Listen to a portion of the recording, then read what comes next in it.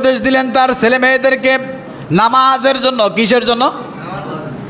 কথা বলেন, কিসের জন্য? নামাজের জন্য। আমি দিয়েছি।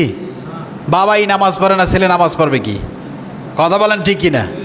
ছেলে বাবা ঘুমায় 10টা 11টা পর্যন্ত, ছেলেও ঘুমায় 10টা 11টা পর্যন্ত। কথা বলেন ঠিক কিনা? কারণ ছোট্টবেলায় নতুন পৃথিবীতে ছোট্ট নবজাতক শিশু যা কিছু আপনার কাছ থেকে দেখবে আর যা কিছু যেই কাজগুলো আপনি করবেন সেটা আপনার ছেলে মেয়ে করবে। কথা বলেন ঠিক কিনা? আপনারা মনে রাখবেন, আপনার ছেলে মেয়ে, আমি আমার মাদ্রাসা কিংবা এখানে মক্তবে পড়েছি ছোট্ট ছোট্ট ছেলেদের, যাদের বাবা মা বিড়ি খায়, তারা জীবনে একবার হলো তার ছোট্ট শিশু বিড়িতে টান দিয়েছে। আপনি পার্সোনালভাবে তাকে জিজ্ঞাসা করে দেখবেন, কারণ সে যা দেখে ওইটা শিখে। কথা বলেন ঠিক কিনা? এই জন্য যদি আপনি নামাজি না হন, আপনার ছেলে মেয়েও নামাজি হবে না, কোশ্চিন কেন হবে না? কারণ আপনার কাছ থেকে দেখবে এবং শিখবে। আপনি যদি আপনার বাবা মামাকে আদর করেন, ওইটাও আপনার ছেলে মেয়ে দেখবে। বুড়ো হইলে আপনাকেও সে আদর যত্ন করবে। কথা বলেন ঠিক কিনা?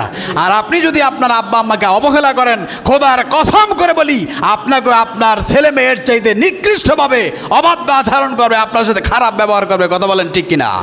আমার বন্ধুগণ, এই জন্য নামাজ, আপনার কলিজার টুকরা সন্তানকে আপনি নসিহত করবেন নামাজের জন্য, নিজেও নামাজ পড়বেন। নামাজ পড়লে কলিজার ভিতরে শান্তি দিয়ে দেবেন কে? আরেকটু জোরে বলেন কে? হযরত লোকমান আলাইহিস সালাতু ওয়াস সালাম তার ছেলেদেরকে আদর করে বলতেছেন, ইয়া বুনাইয়া আকিমিস সালাহ, ও আমার কলিজার টুকরা সন্তান, তুমি নামাজ কায়েম করো, নামাজ পড়ো। জোরে বলেন সুবহানাল্লাহ। কি পড়তে হবে বলেন তো? নামাজ। এই জন্য ছেলে মেয়েদেরকে আমরা নামাজের অর্ডার করবো, ইনশা। জোরে বলেন ইনশা। নিজেও নামাজ পড়বো, ছেলে মেয়েদেরকে কি করা বলেন তো? আরেকটু জোরে বলেন। নামাজ শিখাবো। যদি না পড়েন, মনে রাখবেন আপনি আপনার নিজের পায়ে কুড়াল মারতেছেন। আপনার এই যৌবনকাল, আপনার এই এনার্জিটি, আপনার এই শক্তি চিরকাল থাকবে না। আপনিও একদিন বার্ধক্য হবেন, বুড়ো হবেন, তখন কোটিবার চিৎকার মেরে বললো আপনার ছেলে আপনার কথা শুনবে না। কথা বলেন ঠিক কিনা? এই জন্য আপনার ছেলে মেয়ে আপনার কাছে শিক্ষা গ্রহণ করবে, শিখবে।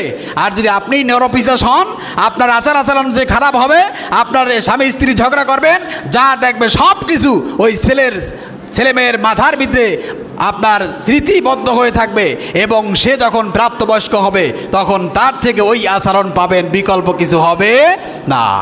আমার বন্ধুগণ, এই জন্য নিজেও নামাজ পড়বেন, ছেলে মেয়েদেরকেও নামাজ শিখাবেন।